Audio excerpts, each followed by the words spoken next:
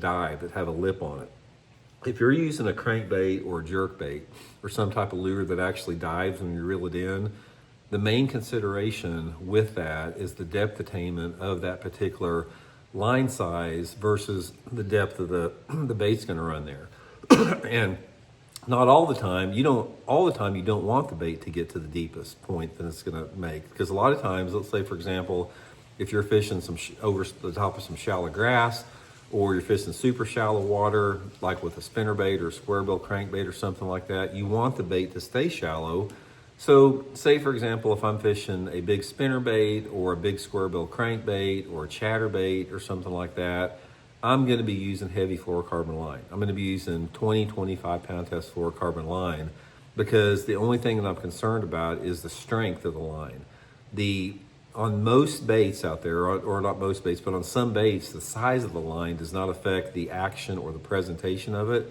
So if you're using like a spinnerbait or a chatterbait or a big swim bait or even a big square bill, the size of the line is not going to impact the sensitivity or the feel of that bait, but you do have the power. So that's when I go to the heavier lines. Now, when I start to get interested, or I start to have an awareness of I need more depth attainment, I need more feel, that's when I start to go down in the size of line. So let's say, for example, I'm going to a medium diving crankbait. I've got a crankbait that runs, say it runs 7 or 8 foot deep on 10 pound test line.